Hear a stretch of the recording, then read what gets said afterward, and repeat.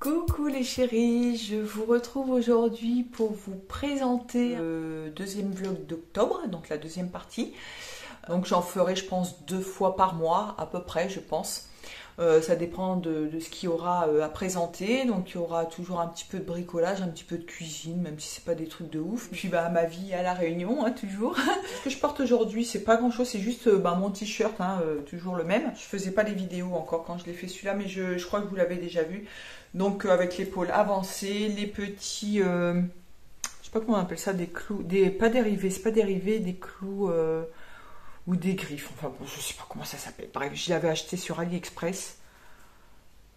Franchement, ils sont de super qualité parce que je les lavais plusieurs fois, ils n'ont pas bougé, ils sont pas cassés, ils n'ont pas rouillé.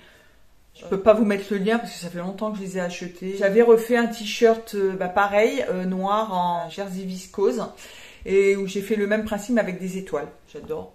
Avec la petite encolure ronde. J'ai pas grand chose à vous raconter. Si, il y a juste un petit truc, bon, rien de grave, mais j'ai voulu, on a ramené Kofi au dispensaire de la SPA pour la faire vacciner. On avait pris rendez-vous et lorsqu'on a vu la veto, elle nous a dit qu'elle était malade. Gingivite, elle avait des ganglions au niveau de la gorge. Elle avait un petit peu de fièvre et elle n'a pas pu la vacciner, donc elle est sous traitement, elle prend des antibiotiques et des anti-inflammatoires. Et on est obligé de reporter la vaccination. C'est rien de méchant, rien de grave, mais bon, ça fait 2 fois qu'elle est malade. Quand on l'avait récupérée, elle avait une grosse otite. J'espère qu'elle n'est pas trop fragile et... Enfin bon, on verra. C'est un petit gabarit, elle fait 2,7 kg seulement. Elle peut grandir encore un petit peu parce qu'elle n'a pas 1 an, elle aura 1 an au mois de janvier. J'ai lu que les chats arrêtaient de grandir, enfin, ils commencent à se stabiliser à partir de 9 mois environ. Donc entre 9 et 12 mois, ils grandissent quasiment plus, ils grandissent encore un petit peu, mais voilà. Donc elle va peut-être atteindre des 3 kilos à peu près. Je ne sais pas si vous avez vu aussi, on a donc récupéré encore un petit chat, c'est Yellow, on l'a appelé Yellow parce qu'il est tout jaune, il est magnifique, il a un poil tout doux, il est trop câlin. Il est un petit peu craintif encore, dès qu'il entend un peu de bruit, il est ouf, il se faufile comme ça. Mais c'est un petit amour, il n'arrête pas de miauler. Ils s'entendent super bien avec Kofi, mais ils se chamaillent beaucoup, ils se battent, ils se courent après. Alors, on a Kofi et Yellow qui se chamaillent, et après on a Mamus et June qui se chamaillent aussi. Oui, on a eu un souci avec la voiture. Donc c'est au niveau des suspensions et tout, enfin moi j'y connais pas grand chose et du coup ça nous coûte un bras. J'ai vu que Emma de Friendly Couture a eu sa voiture, elle est morte. Il y a un truc que je vous avais pas dit aussi, alors ça s'est passé début août, on avait 2 voitures, hein, on avait 2 véhicules, on en avait laissé un en métropole et ça nous permettait d'avoir un véhicule lorsqu'on partirait en vacances là-bas. Mais Bradley avec sa copine pouvait bénéficier de la voiture parce qu'elle a un petit machin quoi. Et c'est une vieille voiture, hein, conduit avec, parce qu'elle n'a pas le choix pour l'instant, mais du coup on lui avait dit, prends notre voiture, elle est un petit peu plus grande, puis comme ça, dans 1 an, elle était en LOA, donc on s'est dit, dans 1 an, tu rachètes la voiture, enfin tu continues le paiement de la voiture, ça te fera une voiture quasiment neuve pour pas très cher, il restait pas beaucoup à payer dessus, et puis elle pouvait la conduire là en attendant pour se faire la main un petit peu. Elle servait de la voiture que pour les vacances en fait. Et puis en plus dans cette voiture, le fauteuil de Bradley rentrait plus facilement que dans sa voiture. Dans sa voiture, elle est obligée d'enlever les roues, enfin de tout démonter pour mettre le fauteuil dans le coffre. Et dans la nôtre, du coup, c'était un petit peu plus simple. Le 3 août, ils partent donc dans la belle famille de Bradley. Ils sont partis se promener et en revenant, ils ont eu un accident de voiture. Donc rien de grave, mais ils étaient complètement affolés. Ils m'ont appelé le soir. Bradley était en pleurs au téléphone. Chloé, elle hurlait, la pauvre. Elle avait peur en plus de se faire disputer parce que c'est elle qui conduisait notre voiture. Ils étaient assurés et tout, il n'y a pas de souci, mais bon, elle a dû se dire, je vais me faire dézinguer, quoi, c'est clair. Du coup, Bradley m'a appelé, il m'a dit, maman, on a eu un accident de voiture, la voiture, elle est pliée, voilà, quoi. Donc moi, la voiture, je m'en fous de la voiture, enfin, je m'en fous. Avec le recul, je me dis que c'est dommage, parce que du coup, ils auront pas de voiture pour eux, enfin ils ont toujours la leur. Ils avaient rien, elle a eu juste elle a eu un souci au poignet, mais bon rien de méchant, mais ça aurait pu être très grave. Donc on a eu peur quand même et moi je leur ai dit mais la voiture je m'en fous, moi ce qui compte c'est vous et si vous avez rien c'est le principal. Et alors le truc, donc je raccroche avec Bradley. Et je le rappelle 5 minutes après, mais j'ai même pas pensé au fauteuil en fait. J'ai pensé à lui. Mais j'ai pas pensé à son fauteuil, c'est fou quand même. Mais bon, j'ai que des mauvaises nouvelles. Enfin, mauvaises nouvelles, c'est rien de grave, mais c'est des trucs chiants. Depuis qu'on est arrivé, on a que des trucs chiants. Ça nous mine parce que on se dit mince, on a laissé les 3 enfants, même s'ils sont adultes, on a laissé les 3 enfants là-bas.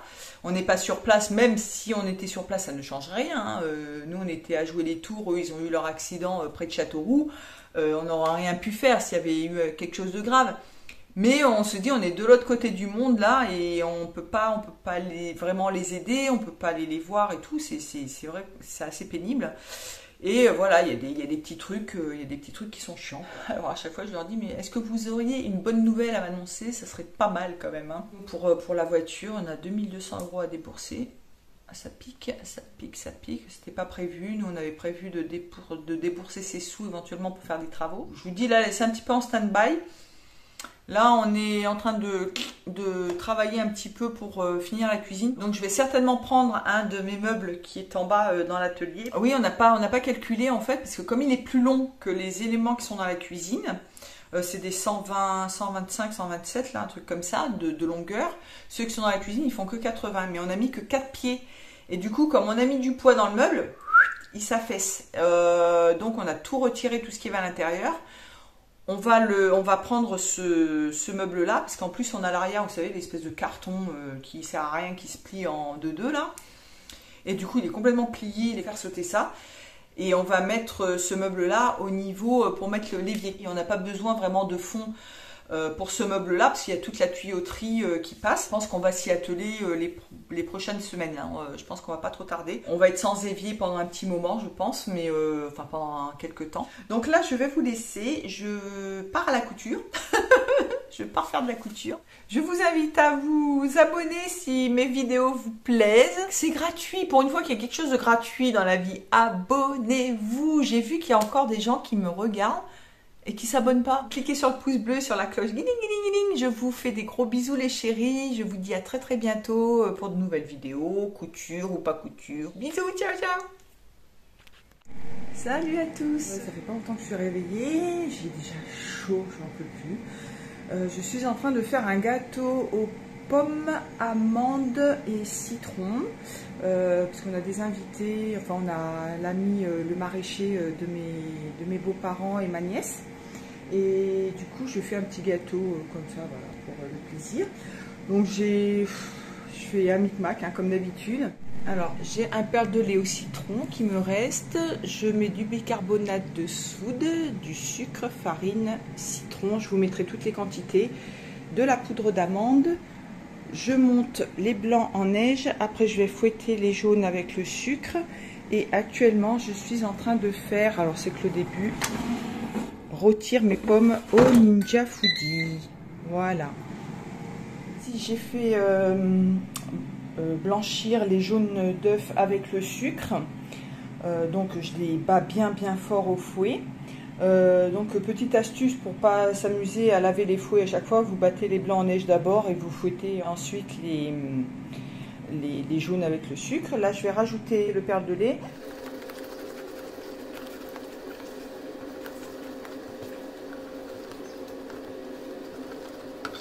Ensuite la farine avec le bicarbonate de soude. Pour pas faire de grumeaux, je vais mélanger la poudre d'amande avec la farine. J'ai mis le zeste d'un citron. Mon chéri est en train de chemiser le moule à gâteau. Je vais incorporer les blancs en neige et après les pommes. Et puis ça part au four. Coucou les chéris, nous sommes aujourd'hui le 17 octobre. Je suis réveillée depuis environ une demi-heure. Je ne suis pas coiffée bien évidemment. Aujourd'hui, notre petite mission, ça va être de refaire les trous dans les portes pour poser les poignées. Je vais faire les trous dans les portes de l'élément de cuisine, la grande colonne que j'ai toujours pas posée. Donc je vais faire ça aussi. Je vais en profiter que j'ai la perceuse. Nous allons poser le petit porte-manteau qui va nous servir de porte-torchon, porte-serviette. Il faut qu'on monte les cantines en tissu au grenier là-haut parce que ça prend énormément de place. Là je vais faire mon lit, je vais faire ma gym, je vais me débarbouiller. Je prends pas de douche pour l'instant, je me débarbouille. Je vais mettre la tenue d'hier là, mon short et mon petit débardeur rose là à rayures. Après, je prendrai une bonne douche. Et cet après-midi, j'ai rendez-vous chez une de mes amies à La Réunion. Parce qu'en fait, elle a plein de vêtements qui lui vont plus. Et dans lesquels elle aimerait faire quelque chose, en fait. Donc, je vais l'aider à trier, à regarder ce qu'on peut faire. Et je la reverrai, je pense, dans la semaine ou la semaine prochaine, parce qu'elle est en vacances, là, elle est institutrice, professeure des écoles, pardon. Elle est professeure des écoles, et du coup, elle est en vacances. Et du coup, je retournerai chez elle avec mes machines pour coudre. Et elle m'a parlé de 2 personnes avec qui elle fait de la country. Donc ça, c'est pour mardi, je crois, mardi prochain. Et ces 2 personnes-là, c'est un homme et une femme, ils voudraient que je leur fasse des chemises pour les festivals de country. Donc, journée chargée. J'ai pas beaucoup de recul, mais c'est pour vous montrer, voilà, ma copine, elle a ce t-shirt, tout simple, il n'a pas de découpe, il n'a pas de manche, rien du tout. Et du coup, elle trouve que ça fait un peu mémérisant. Et en fait, pour moderniser un petit peu, je vais resserrer au niveau des épaules. Je vais pas mettre un élastique, parce qu'en dessous, il y a déjà du droit fil, c'est un petit peu épais. Donc, je vais passer juste un petit fil de fronce que je repiquerai. Après, je vais piquer les fronces, en fait, les assembler. J'ai passé un fil de fronce à la main parce qu'à la machine, comme c'est assez épais au niveau de la couture et que c'est du jersey, même en mettant au maximum mon point en longueur, ça absorbe le point, ça fait des petits points et du coup pour tirer les fils de fronce c'est trop serré. Voilà le résultat, là on voit pas grand chose, c'est parfait, c'est la même dimension. Donc voilà, j'espère que ça lui plaira. Alors, on a mis les poignées sur le meuble. Voilà, il y en a une qui est légèrement décalée, on le voit, mais bon, franchement, c'est pas grave. Au point où on en est, c'est pas une cuisine aménagée de toute façon, donc on pourra pas faire mieux. Je vais pas racheter une cuisine aménagée exprès pour loger ici, c'est pas le but. Ici, sur l'étagère, celle-là, je voulais mettre mes livres de cuisine qui sont ici. Et c'était trop lourd, en fait, j'avais peur. Pourtant, ça tient, ça a l'air de tenir, mais... Je sais pas, j'ai pas voulu tenter le coup, donc j'ai mis les petites décos comme ça avec les petits paniers. J'ai installé une pendule pour faire plaisir à belle maman parce que à chaque fois qu'elle vient, elle cherche la pendule. Mais bon, oui, c'est bien d'avoir une pendule quand même. Moi, je vis sans heure depuis que je suis ici, mais c'est bien de temps en temps, quand on a des choses à faire, de savoir où on en est. Donc là, j'ai installé mes livres de cuisine, ce qui fait que j'ai libéré un panier qui était là. Alors, j'en ai encore ici des recettes de cuisine, ici en bas. Mais ce sont des fiches, des petits livres, des petits trucs comme ça, donc je les laisse là. Et donc là, j'ai tous mes gros livres de cuisine. Là, pour l'instant, on a l'appareil à raclette qui ira derrière après quand ça sera bien rangé. Pour l'instant, ça reste là, on fait petit à petit. Qu'est-ce que je voulais vous montrer d'autre? J'ai fait ça. Alors ici, on a des meubles trônes de chez Ikea, mais... vous savez que c'est creux à l'intérieur. Je vois pas pourquoi ils ont fait ça comme ça. Enfin, si on peut poser des petits trucs dedans, mais du coup ça prend la poussière, c'est très salissant. Et ici c'est extrêmement salissant. Du coup j'ai pris une ancienne latte de parquet flottant que j'ai coupée aux dimensions, normalement aux bonnes dimensions, mais c'est pareil, comme rien n'est droit, ça dépasse un peu. Il y a un petit peu de jeu, mais c'est pas grave. Donc j'ai juste posé pour l'instant pour éviter que la poussière aille dedans, il faudrait que je le fixe. Là j'ai mis, c'était les petits nounours de ma maman, ça c'est un bloc-porte. Il est super lourd, il y a du sable dedans. Et celui-là c'est un petit nounours que j'avais fait, que je lui avais fait. Et du coup elle l'avait gardé, mais ça fait longtemps que je lui avais fait ça, et elle l'avait sur son lit. Du coup je les ai mis ici. Je suis pas très peluche en général, mais bon là, ça fait mignon quand on rentre dans la chambre. Puis ça restera peut-être pas ici, hein. Je savais pas trop où les mettre. Ensuite, j'ai pété le miroir. Je vous l'ai pas montré ça. Le miroir qui était ici, qui m'aidait quand je faisais ma couture. Je me vois toujours dedans, mais voilà, c'est que j'avais ma Jeannette qui était posée là, parce que, encore une fois, c'est de bazar, rien n'est rangé pour l'instant. Et j'ai voulu prendre je sais pas quoi l'autre fois, et ma Jeannette est tombée, j'ai voulu la récupérer, mais ça a pété le miroir. Et sinon, j'ai accroché ce petit tableau, enfin petit, il est quand même assez grand. Chez mes parents, c'est pareil. Et j'adore, c'est pas un grand peintre, hein, loin de là. J'adore le paysage, c'est la mer, le sud, donc voilà, les pins, ça me rappelle le sud. Bonjour, là je suis en train de préparer un fondant sans sucre et sans farine. Du coup je vais essayer une recette que j'ai vue sur TikTok mais que j'ai améliorée. Vous prenez 3 bananes, Si je trouve le lien, de toute façon, je vous laisserai en barre d'infos. Donc, vous prenez 3 bananes bien mûres, 2 œufs, 2 cuillères à soupe de poudre d'amande et 2 cuillères à soupe de cacao. Donc, moi, j'ai du cacao, mais je le préserve hein, parce que ça coûte très cher. Donc, j'ai pris du chocolat que j'ai fait fondre. J'ai mis 110 g de chocolat. J'ai séparé mes blancs des jaunes, j'ai battu les blancs en neige. J'ai mélangé les jaunes aux bananes. Donc j'ai rajouté après le chocolat fondu. Et après j'ai mis 50 g je crois de poudre d'amande. Et là je vais faire cuire donc au Ninja. J'ai mis dans un plat qui va dans le Ninja, c'est un plat en verre.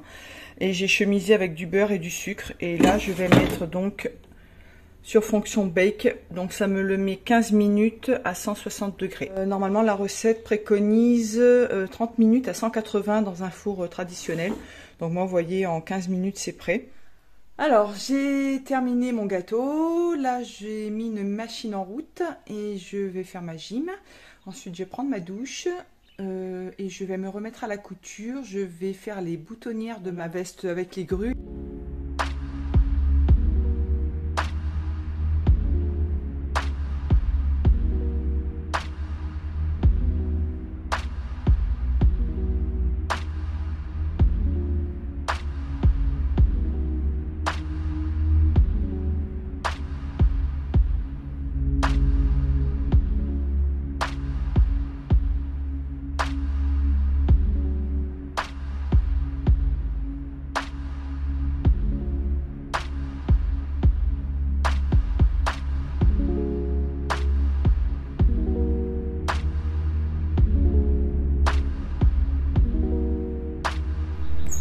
Bonjour à tous, aujourd'hui nous sommes le 27 octobre, c'est l'anniversaire de ma meilleure amie aujourd'hui. Si tu regardes cette vidéo, Nathalie, je t'aime, je te fais des gros bisous, je te souhaite un joyeux anniversaire, je t'aime, bisous. J'ai une sale tronche, hein, désolée, j'ai la barbe qui a poussé aujourd'hui.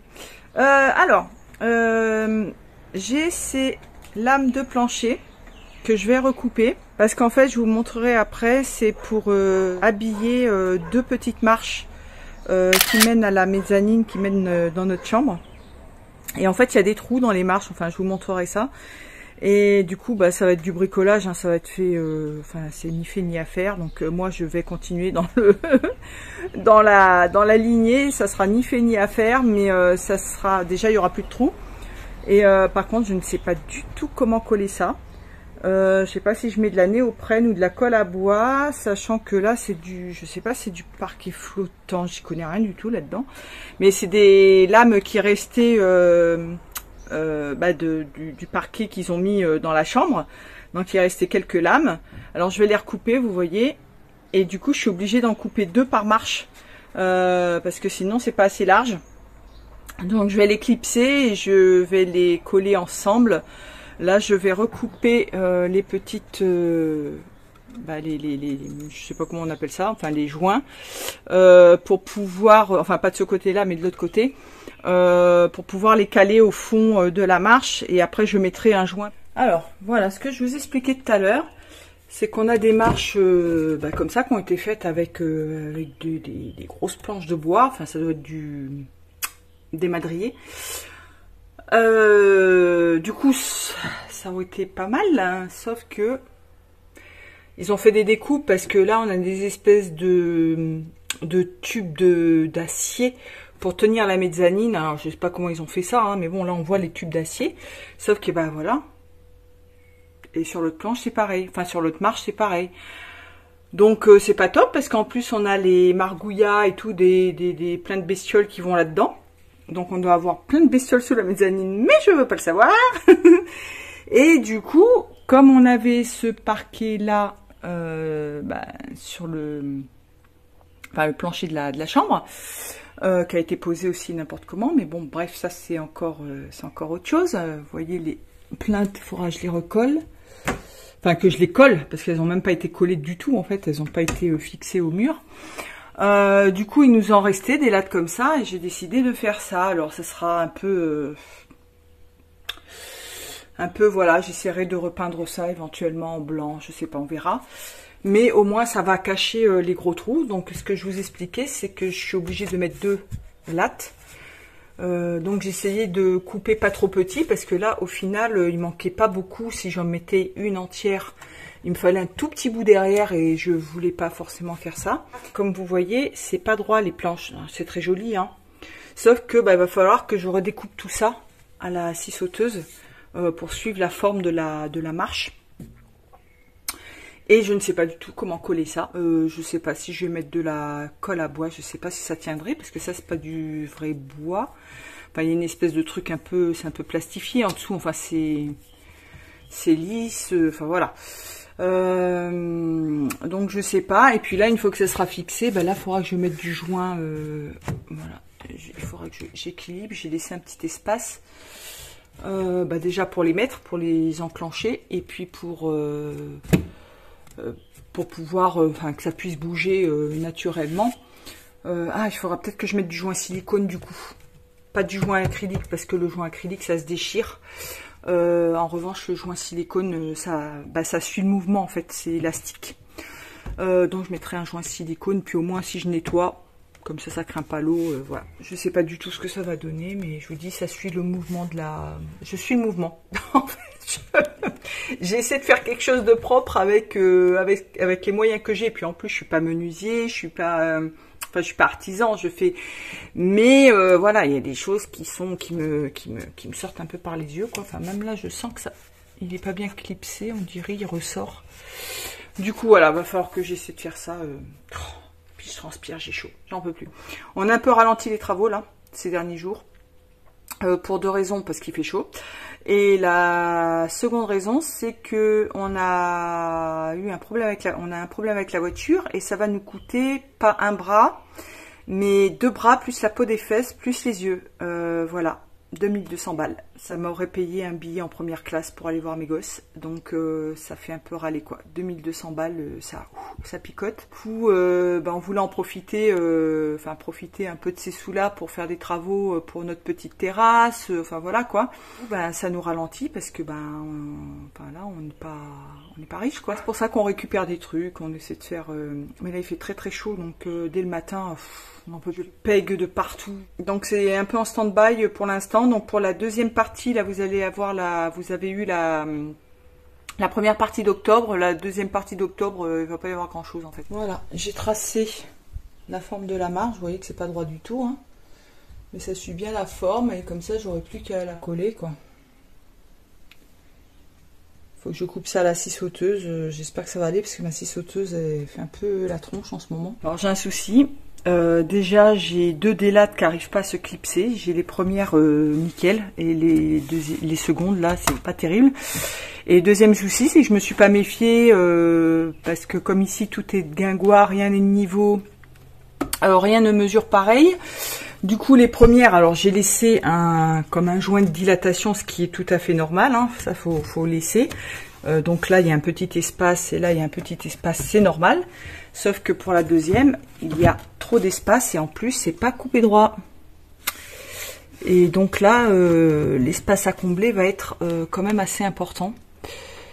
Voilà. Même si je centre, vous voyez, là il y a presque 1 centimètre. Et de l'autre côté, ça va faire pareil. Il aurait fallu que je rajoute quelques millimètres de plus, 5 mm. Moi j'ai coupé à angle droit, puis c'est pas angle droit quoi. Je vais faire avec, hein. Pas le choix. Et celle-là, comme elle est pas bien clipsée, vous voyez, j'arrive pas à... Elle remonte un petit peu, hein, j'exagère un petit peu le mouvement. Elle se met pas bien à plat. Ce que je ferai, c'est que soit je mettrai des petites pointes, des petits clous, je sais pas. Je vais voir. Bonjour, aujourd'hui nous sommes le 28 octobre, samedi.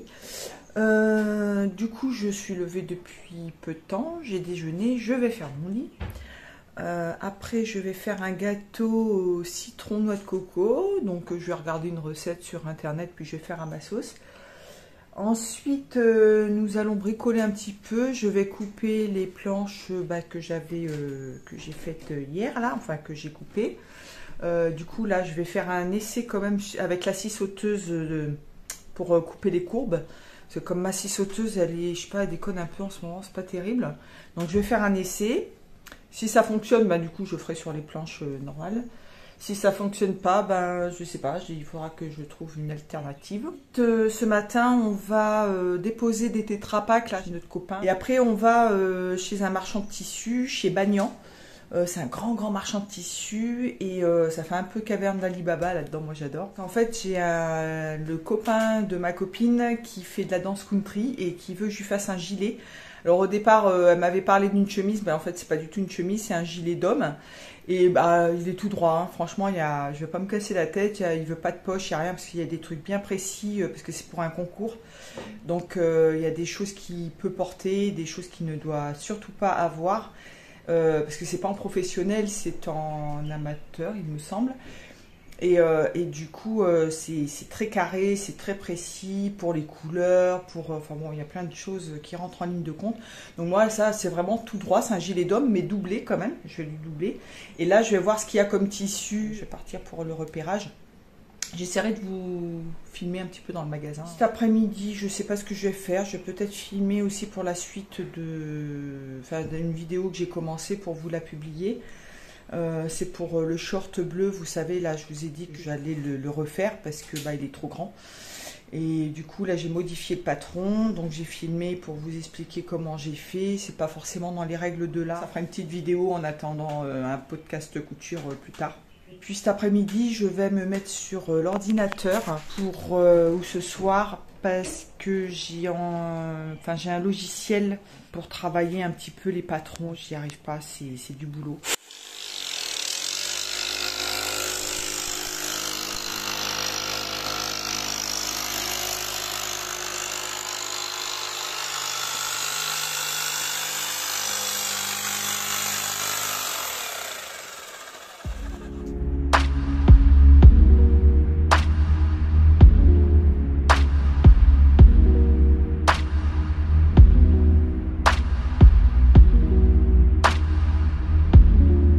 Alors, nous allons dans le jardin de mes beaux-parents et ma tante va féconder la fleur de vanille.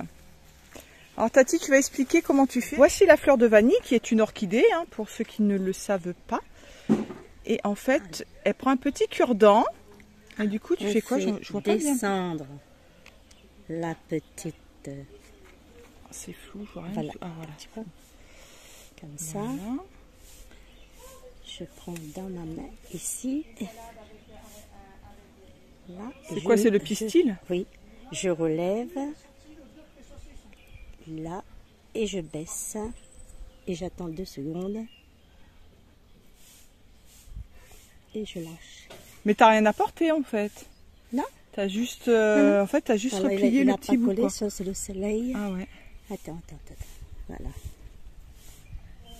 Il faut que ça colle. Ouais, c'est bon, on le voit bien ou pas? Si, c'est bon. Donc voilà. Et après, du coup, ça donne des gousses de vanille. Une gousse de vanille. Parce que si on fait pas ça, ça donne pas les gousses de vanille. Voilà. On est obligé de le faire manuellement. Alors la gousse de vanille, en fait, c'est la tige qui est ici. Voilà. Et si la fleur ne tombe pas et qu'on ne féconde pas, du coup, la vanille ne se fait pas, c'est ça? Voilà. Du coup, ça reste comme ça après? Ou voilà. Si jamais on ne le féconde pas? Oui, ben ça reste là. Ceux qui n'ont pas réussi, la fleur, elle va tomber, et puis c'est tout, quoi. Mais du coup, ça fera pas de... Ça fera pas de vanille. En général, normalement, c'est fait par les abeilles ou les guêpes. C'est pour ça qu'on a besoin des abeilles et des guêpes. Mais comme il n'y en a plus suffisamment, on est obligé de le faire. Et puis si on veut produire de la vanille quand même à grande échelle, du coup on est obligé de le faire manuellement. Mais dans la nature ça se fait, parce que je me disais c'est un esclave qui a trouvé le système pour féconder la vanille. Du coup lui il l'a fait manuellement. Il a trouvé le moyen de le faire manuellement. Mais sinon à l'état naturel ça se fait. Mais comme il n'y a plus suffisamment d'insectes pollinisateurs, du coup ça se fait pas, quoi. Ou alors ça se fait, mais il n'y aura pas assez de vanille pour le monde entier. Là, il faut des grosses récoltes. Et c'est très minutieux à faire. Mais il faudra que j'essaie la prochaine fois, c'est une autre fleur. Oui. J'essaierai les autres fleurs sont tombées, du coup il n'y aura pas de gousse. Là ma belle-mère elle n'est pas venue assez tôt pour le faire. Alors là j'ai 2 sortes de menthe en fait. J'ai cette menthe là que je ne connais pas du tout en fait. C'est un ami qui nous l'a donné, ça sent super bon mais ça sent très fort la chlorophylle. La menthe que j'avais récupérée au marché, il y avait 2 petites racines, du coup je les ai replantées et voilà, donc ça pousse. Et j'ai du romarin.